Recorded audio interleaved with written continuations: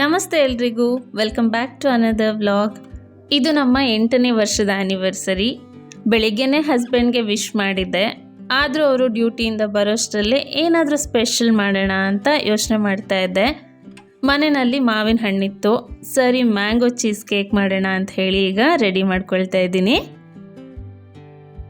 ಇದಕ್ಕೆ ಒಂದು ಮಾವಿನ ಹಣ್ಣು ಬೇಕು, ಹಾಗೆ ಸ್ವಲ್ಪ ಬಿಸ್ಕತ್ಗಳು ಬೇಕು.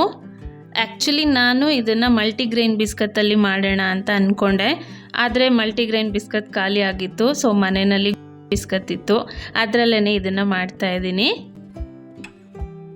ಫಸ್ಟು ಬಿಸ್ಕತ್ಗಳನ್ನೆಲ್ಲ ಮುರಿದು ಈ ರೀತಿ ಒಂದು ಮಿಕ್ಸಿ ಜಾರಿಗೆ ಹಾಕ್ಕೊಂಡು ಸ್ವಲ್ಪ ಪೌಡ್ರ್ ಮಾಡ್ಕೋಬೇಕು. ಅದಾದಮೇಲೆ ಕರಗಿಸಿರೋಂಥ ಬೆಣ್ಣೆನ ಒಂದು 3-4 ಚಮಚದಷ್ಟು ಹಾಕ್ಕೊಂಡು ಮತ್ತೊಂದು ಸರಿ ರುಬ್ಕೊಂಡ್ರೆ ಕನ್ಸಿಸ್ಟೆನ್ಸಿ ನಮಗೆ ಗೊತ್ತಾಗತ್ತೆ. ಇಲ್ಲಿ ನಾನು 3 ಚಮಚ ಮೊದಲು ಹಾಕಿದ್ದೆ ಬೆಣ್ಣೆ ಕರಗಿಸಿರೋದನ್ನು, ಆದರೆ ಸ್ವಲ್ಪ ಏನು ಪೌಡರ್ ಅನ್ನಿಸ್ತಾ ಇತ್ತು, ಅದಕ್ಕೆ ಮತ್ತೊಂದು 2 ಚಮಚ ಎಕ್ಸ್ಟ್ರಾ ಹಾಕಿ ಒಂದು ಸರಿ ಮಿಕ್ಸಿ ಮಾಡ್ಕೊಂಡಿದ್ದೀನಿ. ಈ ಹದದಲ್ಲಿ ಈ ಬಿಸ್ಕತ್ ಪೌಡರ್ ರೆಡಿ ಆಗಬೇಕು. ಅಂದರೆ ಜಸ್ಟ್ ನಾವು ಕೈಯಲ್ಲಿ ಪ್ರೆಸ್ ಮಾಡಿದ್ರೆ ಅಥವಾ ಉಂಡೆ ಮಾಡಿದ್ರೆ ಶೇಪಲ್ಲಿ ಬರಬೇಕು. ಆ ರೀತಿ ರೆಡಿ ಆದಮೇಲೆ ಇಲ್ಲಿ ನಾನೀಗ ಒಂದು ದೇಸಿ ಜುಗಾಡನ್ನ ಮಾಡ್ಕೊಳ್ತಾ ಇದ್ದೀನಿ. ಆ್ಯಕ್ಚುಲಿ ಈ ರೀತಿ ಚೀಸ್ ಕೇಕು ಅದೆಲ್ಲ ಮಾಡುವಾಗ ಈ ರಿಮೂವಬಲ್ ಬೇಸ್ದು ಕೇಕ್ ಮೋಲ್ಡ್ ಬರುತ್ತಲ್ವ, ಅದಿದ್ದರೆ ತುಂಬಾ ಚೆನ್ನಾಗಿ ಅದನ್ನ ಅನ್ಮೋಲ್ಡ್ ಮಾಡ್ಕೋಬೋದು. ಆದರೆ ನನ್ನ ಹತ್ರ ನಾರ್ಮಲ್ ಕೇಕ್ ಮೋಲ್ಡ್ ಇತ್ತು, ಅದು ರಿಮೂವಬಲ್ ಇರಲಿಲ್ಲ. ಹಾಗಾಗಿ ಈ ರೀತಿ ನಾನು ಟ್ರೈ ಮಾಡ್ತಾ ಇದ್ದೀನಿ. ಫಸ್ಟು ಬಟರ್ ಪೇಪರ್ ಮೇಲ್ಗಡೆ ಒಂದು ಪ್ಲೇಟ್ನ ಇಟ್ಟು ಅದನ್ನು ಜಸ್ಟ್ ಒಳಗಡೆ ಪ್ರೆಸ್ ಮಾಡಿದ್ದೀನಿ ಒಂದು ಟಿಫನ್ ಬಾಕ್ಸಲ್ಲಿ. ಅದ್ರ ಮೇಲ್ಗಡೆ ನಾನು ಈ ಬಿಸ್ಕತ್ ಪೌಡರ್ನ ಹಾಕಿದ್ದೀನಿ. ರಿಮೂವಬಲ್ ಕೇಕ್ ಮೋಲ್ಡ್ ಇದ್ದರೆ ಈಸಿಯಾಗಿ ಅದ್ರ ಮೇಲೆ ಹಾಕೊಂಡ್ಬಿಡ್ಬೋದು. ಸೊ ಈ ಬಿಸ್ಕತ್ ಪೌಡರ್ನ ಈ ರೀತಿ ಒಂದು ಪೊಟ್ಯಾಟೊ ಮ್ಯಾಶರ್ ಇರುತ್ತಲ್ವ, ಅದರಿಂದ ನೀಟಾಗಿ ಪ್ರೆಸ್ ಮಾಡ್ಕೊಂಡಿದ್ದೀನಿ. ನಾರ್ಮಲ್ ಆಗಿ ಲೋಟದಿಂದ ಅಥವಾ ಜಾಮೂನ್ ಬೌಲ್ ಬರುತ್ತಲ್ವ, ಅದರಿಂದ ಕೂಡ ಪ್ರೆಸ್ ಮಾಡ್ಕೋಬೋದು. ಈಗ ಇದನ್ನೊಂದು ಅರ್ಧ ಗಂಟೆ ಫ್ರಿಜ್ಜಲ್ಲಿ ಎತ್ತಿಟ್ಟು ಅಷ್ಟರಲ್ಲೇ ಇದಕ್ಕೆ ಬೇರೆ ಬೇಕಾಗಿರೋಂಥ ಪ್ರಿಪ್ರೇಷನ್ ಎಲ್ಲ ಮಾಡ್ಕೊಂಬಿಡ್ತೀನಿ. ಇಲ್ಲಿ ನಾನು ನಿನ್ನೆನೇ ಮನೇಲೇ ಪನ್ನೀರು ಹಾಗೆಯೇ ಹಂಕರ್ಡ್ ಮಾಡಿಟ್ಕೊಂಡಿದ್ದೆ. ಪನ್ನೀರ್ ಮಾಡೋದು ಗೊತ್ತಲ್ವ, ಜಸ್ಟ್ ಹಾಲಿಗೆ ಸ್ವಲ್ಪ ನಿಂಬೆಹಣ್ಣಿನ ರಸ, ವಿನೆಗರ್ ಯಾವುದಾಗುತ್ತೋ ಅದನ್ನು ಹಾಕಿ ಚೆನ್ನಾಗಿ ಒಡಿಸಿ ಈ ಪನ್ನೀರ್ ಮೇಕರಲ್ಲಿ ಹಾಕಿ ತೆಗ್ದಿಟ್ಬಿಟ್ರೆ ಆರಾಮಾಗಿ ಪನ್ನೀರ್ ರೆಡಿ ಆಗುತ್ತೆ.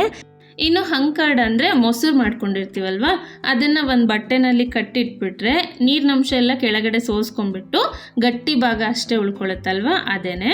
ಇದನ್ನು ಕೂಡ ನಾನು ನಿನ್ನೆನೇ ರೆಡಿ ಮಾಡಿ ಇಟ್ಕೊಂಡಿದ್ದೆ. ಸೊ ಇವಾಗ ಒಂದು ಮಿಕ್ಸಿ ಜಾರಲ್ಲಿ ಒಂದು ಮಾವಿನ ಹಣ್ಣನ್ನು ಕಟ್ ಮಾಡಿ ಅದ್ರ ಪಲ್ಪ್ ಅಷ್ಟನ್ನೇ ಹಾಕ್ಕೊಂಡು ಚೆನ್ನಾಗಿ ಪೇಸ್ಟ್ ಥರ ಇದನ್ನು ರುಬ್ಕೊಂಡ್ಬಿಡ್ತೀನಿ.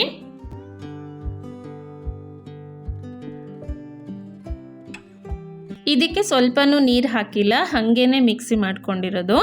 ಈಗ ಇನ್ನೊಂದು ಮಿಕ್ಸಿ ಜಾರಲ್ಲಿ ಒಂದು 200 ಗ್ರಾಮ್ ಆಗೋಷ್ಟು ಪನ್ನೀರ್ ಹಾಕಿದ್ದೀನಿ. ಇದ್ರ ಜೊತೆ ಒಂದು 100 ಅಥವಾ 150 ಗ್ರಾಮ್ ಅಂದಾಜಿಗಿರ್ಬೋದು ಅಷ್ಟು ಹಂಕರ್ಡು, ಜೊತೆಗೆ 2 ಕ್ಯೂಬ್ನಷ್ಟು ಚೀಸ್ನ ಹಾಕ್ಕೊಂಡಿದ್ದೀನಿ. ಈ 3 ಹಾಕ್ಕೊಂಡ್ಮೇಲೆ ಇದಕ್ಕೆ ರುಚಿಗೆ ತಕ್ಕಷ್ಟು ಬೆಲ್ಲ ಹಾಕಬೇಕು. ನಾನಿಲ್ಲಿ ಬೆಲ್ಲದ ಪೌಡರ್ನ ಒಂದು 4-5 ಚಮಚದಷ್ಟು ಅಂದಾಜಿಗೆ ಹಾಕಿದ್ದೀನಿ. ನೀವು ಟೇಸ್ಟ್ ನೋಡ್ಕೊಂಡು ಹಾಕೊಳ್ಳಿ. ಹಾಗೆ ಒಂದು ನಿಂಬೆಹಣ್ಣನ್ನು ತೊಗೊಂಡು ಅದ್ರ ಮೇಲ್ಗಡೆ ಎಲ್ಲೋ ಭಾಗ ಇರುತ್ತಲ್ವ, ಅದನ್ನಷ್ಟೇ ಆದಷ್ಟು ನಿಧಾನವಾಗಿ ಈ ರೀತಿ ತುರ್ಕೋಬೇಕು. ಅದ್ರ ಒಳಗಿರೋಂಥ ಬಿಳಿ ಭಾಗ ಬಂದರೆ ಕಹಿ ಆಗಿಬಿಡುತ್ತೆ. ಜಸ್ಟ್ ಮೇಲ್ಗಡೆ ಇರೋವಂಥ ಈ ಯೆಲ್ಲೋ ಕಲರ್ ಕಾಣಿಸ್ತಾ ಇದೆ ನೋಡಿ, ಇಷ್ಟು ಹಾಕಿದ್ರೆ ಸಾಕು, ಜಸ್ಟ್ ಒಂದು ಚಿಟಿಕೆ ಅಷ್ಟು. ನೆಕ್ಸ್ಟ್ ಇದಕ್ಕೆ ರುಬ್ಕೊಂಡಿರೋಂಥ ಮ್ಯಾಂಗೋ ಪ್ಯೂರಿನ ಒಂದು ಅರ್ಧದಷ್ಟು ಹಾಕಿದ್ದೀನಿ, ಅರ್ಧ ಹಾಗೆ ಎತ್ತಿಡಬೇಕು. ಇದಿಷ್ಟನ್ನು ಹಾಕ್ಕೊಂಡು ಚೆನ್ನಾಗಿ ಫೈನ್ ಪೇಸ್ಟ್ ಆಗೋ ಥರ ಇದನ್ನು ರುಬ್ಕೋಬೇಕು.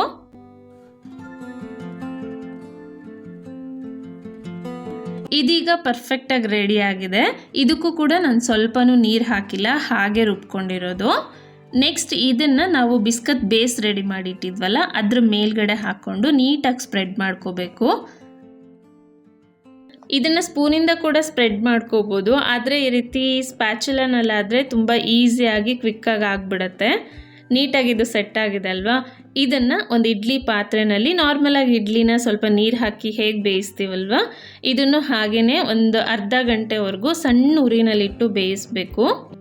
ಇನ್ನೊಂದು, ನಾನಿಲ್ಲಿ ಸ್ವಲ್ಪ ಅಗಲ ಇರೋವಂಥ ಟಿಫನ್ ಬಾಕ್ಸ್ನ ತೊಗೊಂಡಿದ್ದೀನಿ. ಇದಕ್ಕಿಂತ ಸ್ವಲ್ಪ ಚಿಕ್ಕದಾಗಿರೋವಂಥದ್ದು ಅಥವಾ ಚಿಕ್ಕದಾಗಿರೋ ಕೇಕ್ ಮೌಲ್ಡ್ನಲ್ಲಿ ಇದನ್ನು ಮಾಡಿದ್ರೆ ಲೇಯರ್ಸ್ ತುಂಬ ಚೆನ್ನಾಗಿ ಕಾಣುತ್ತೆ, ನೋಡೋದಕ್ಕೂ ಚೆನ್ನಾಗಿರುತ್ತೆ, ಒಂದು ರೀತಿ ಅಟ್ರಾಕ್ಟಿವ್ ಅಂತ ಅನಿಸುತ್ತೆ. ಬಟ್ ನನ್ನ ಹತ್ರ ಇರಲಿಲ್ಲ, ಸೊ ಹಾಗಾಗಿ ಇದನ್ನೇ ಯೂಸ್ ಮಾಡಿದ್ದೀನಿ ನಾನು.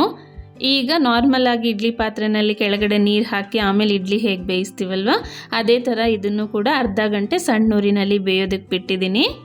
ಅದಾದಮೇಲೆ ಗ್ಯಾಸ್ನ ಆಫ್ ಮಾಡಿ ಪೂರ್ತಿ ತಣ್ಣಗಾಗೋದಕ್ಕೆ ಬಿಟ್ಟಿದ್ದೆ. ನೆಕ್ಸ್ಟು ಉಳಿದಿರೋಂಥ ಮ್ಯಾಂಗೋ ಪಲ್ಪ್ ಇತ್ತಲ್ವ, ಅದಕ್ಕೆ ರುಚಿಗೆ ತಕ್ಕಷ್ಟು ಬೆಲ್ಲ ಹಾಗೆ ಒಂದು ಚಿಟಿಕೆಯಷ್ಟು ಉಪ್ಪನ್ನ ಹಾಕಿ ಚೆನ್ನಾಗಿ ಮಿಕ್ಸ್ ಮಾಡ್ಕೊಬೇಕು. ಒಂದು ಸಾರಿ ಗ್ರೈಂಡ್ ಮಾಡಿಕೊಂಡ್ರು ಕೂಡ ಓಕೆ. ಉಪ್ಪು ಯಾಕೆ ಅಂದರೆ ಯಾವುದೇ ಸ್ವೀಟ್ ಆಗಲಿ ಅದಕ್ಕೊಂದು ಚಿಟಿಕೆಯಷ್ಟು ಉಪ್ಪು ಬಿದ್ದರೆ ಅದ್ರ ಟೇಸ್ಟೇ ಚೆನ್ನಾಗಿರುತ್ತೆ ಅಲ್ವಾ, ಜಸ್ಟ್ ಅದಕ್ಕೋಸ್ಕರ. ಈ ಮ್ಯಾಂಗೋ ಪೇಸ್ಟನ್ನು ಇದ್ರ ಮೇಲ್ಗಡೆ ಹಾಕಿ ನೀಟಾಗಿ ಸ್ಪ್ರೆಡ್ ಮಾಡಿ ಮತ್ತೊಂದು ಅರ್ಧ ಗಂಟೆ ಇದನ್ನು ಫ್ರಿಜ್ಜಲ್ಲಿ ಎತ್ತಿಟ್ಬಿಡಬೇಕು. ಆ್ಯಕ್ಚುಲಿ ಈ ಮ್ಯಾಂಗೋ ಪೇಸ್ಟ್ ಜೊತೆ 1 ಚಮಚದಷ್ಟು ಅಗರ್ ಅಗರ್ ಪೌಡರ್ ಅಂತ ಸಿಗುತ್ತೆ, ಅದನ್ನು ಹಾಕಿ ಒಂದು ಸ್ವಲ್ಪ ಬೇಯಿಸಿ ಆಮೇಲೆ ಇದ್ರ ಮೇಲೆ ಹಾಕಿದ್ರೆ ಪೂರ್ತಿ ಜಲ್ಲಿ ಥರ ಆಗುತ್ತೆ, ಅದು ಚೆನ್ನಾಗಿರುತ್ತೆ. ಬಟ್ ನಾನಿಲ್ಲಿ ಆದಷ್ಟು ಹೆಲ್ದಿ ವರ್ಷನಲ್ಲಿ ಮಾಡ್ತಾ ಇರೋದ್ರಿಂದ ಅದನ್ನು ಯೂಸ್ ಮಾಡಿಲ್ಲ. ನಾನಿಲ್ಲಿ ಯೂಸ್ ಮಾಡಿರೋದಂದರೆ ಒಂದು ಗುಡ್ಡೆ ಬಿಸ್ಕಟ್ ಯೂಸ್ ಮಾಡಿದ್ದೀನಿ, ಬಟ್ ಆಪ್ಷನ್ ಇರಲಿಲ್ಲ, ಅದಕ್ಕೋಸ್ಕರ ಅದನ್ನು ಯೂಸ್ ಮಾಡಿರೋದು. ಈಗ ಅರ್ಧ ಗಂಟೆ ಆದಮೇಲೆ ನಮ್ಮ ದೇಸಿ ಜುಗಾಡ್ ವರ್ಕ್ ಆಗಿದೆಯೋ ಇಲ್ವೋ ಅಂತ ಚೆಕ್ ಮಾಡ್ತಾ ಇದ್ದೀನಿ. ಸಖತ್ತಾಗಿ ವರ್ಕ್ ಆಗಿದೆ. ಎಷ್ಟು ನೀಟಾಗಿ ಕೇಕ್ ಹೊರಗಡೆ ಬಂತಲ್ವ, ನನಗಂತೂ ಟೆನ್ಷನ್ ಆಗಿತ್ತು ಬರುತ್ತೋ ಇಲ್ವೋ, ಏನೋ ಟ್ರೈ ಮಾಡಿದ್ದೀನಿ, ಇಷ್ಟೊತ್ತವರೆಗೂ ಮಾಡಿದ್ದೆಲ್ಲ ಎಲ್ಲಿ ವೇಸ್ಟ್ ಆಗುತ್ತೋ ಅನ್ನೋ ಥರ ಟೆನ್ಷನ್ ಆಗ್ತಾಯಿತ್ತು. ಬಟ್ ಇದು ವರ್ಕ್ ಆದಮೇಲೆ ಅಂತೂ ಸಖತ್ ಖುಷಿ ಆಯಿತು. ನೋಡೋದಕ್ಕೂ ಚೆನ್ನಾಗಿ ಅನ್ನಿಸ್ತಾ ಇದೆ. ಬಟ್ ಸೈಡಲ್ಲಿ ಏನು ಅಂದರೆ ಈ ಪೇಪರ್ ಫೋಲ್ಡ್ ಮಾಡಿರ್ತೀವಲ್ವ, ಹಾಗಾಗಿ ಅದು ಒಂದು ಸ್ವಲ್ಪ ಮಾರ್ಕ್ ಥರ ಕಾಣಿಸ್ತಾ ಇದೆ. ಅದು ಬಿಟ್ಟರೆ ಇದು ಪರ್ಫೆಕ್ಟಾಗಿ ರೆಡಿಯಾಗಿದೆ.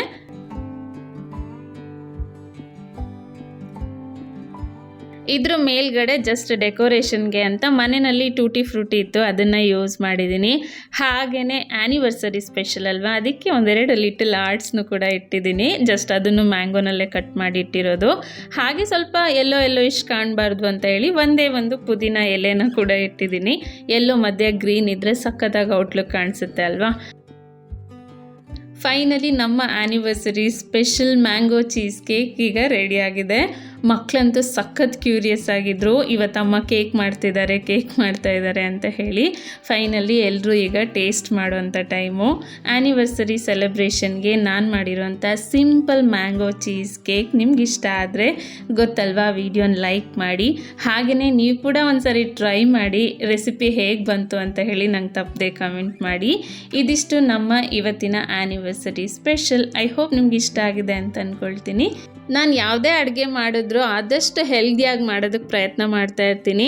ಸೊ ಹೆಲ್ತ್ ಈಸ್ ವೆಲ್ತ್ ಅಲ್ವಾ. ಈ ರೀತಿ ಹೆಲ್ದಿ ಫುಡ್ಡು ಹಾಗೆ ಹೆಲ್ದಿ ಲೈಫ್ ಸ್ಟೈಲ್ಗಾಗಿ ನನ್ನ ಚಾನಲನ್ನು ಸಬ್ಸ್ಕ್ರೈಬ್ ಮಾಡ್ಕೊಳ್ಳಿ. ಹಾಗೆ ಪಕ್ಕದಲ್ಲಿರುವಂಥ ಬೆಲ್ ಐಕಾನ್ನು ಕೂಡ ಕ್ಲಿಕ್ ಮಾಡಿ. ನೋಡಿದ್ರಲ್ವ ಎಷ್ಟು ಚೆನ್ನಾಗಿ ಲೇಯರ್ ಕಾಣಿಸ್ತಾ ಇದೆ ಅಂತ. ಇನ್ನು ಚಿಕ್ಕ ಮೌಲ್ಡಲ್ಲಿ ಮಾಡಿದರೆ ಇನ್ನೂ ಸ್ವಲ್ಪ ಚೆನ್ನಾಗಿ ಲೇಯರ್ ಕಾಣಿಸ್ತಾ ಇತ್ತು.